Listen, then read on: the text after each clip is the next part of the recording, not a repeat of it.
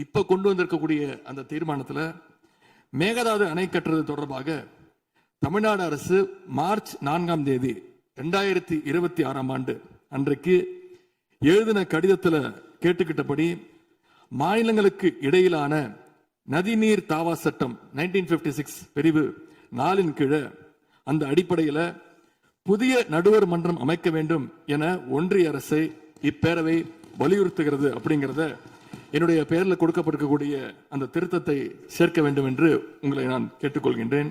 மாண்புமிகு எதிர்க்கட்சி தலைவர் அவர்கள் பேசும்போது அரசின் தனி தீர்மானத்தில் ஒரு கருத்தை சேர்க்க கோரியுள்ளார். அது குறித்து கீழ்கண்ட கருத்தினை பேரவைக்கு தெரிவிக்க விரும்புகிறேன். மேகதாது பிரச்சினை சம்பந்தமாக எனது தலைமையில் 26/5/2026 அன்று மேகதாது பிரச்சினைக்காக பிரத்யேகமாக தனி நடுவர் மன்றம் அமைப்பது குறித்து சட்ட வல்லுநர்களுடன் கலந்தாலோசித்து தனி நடுவர் மன்றம் அமைக்க ஏற்கனவே தேவையான சட்ட நடவடிக்கைகள் எடுக்கப்பட்டு வருகின்றன. எனவே எதிர்க்கட்சி தலைவரால் அளிக்கப்பட்ட கருத்தினை 4வது பத்திக்கு அடுத்து கூடுதலாக சேர்க்கலாம் என மாண்புமிகு பேரவைத் தலைவர் அவர்களை கேட்டுக்கொள்கிறேன்.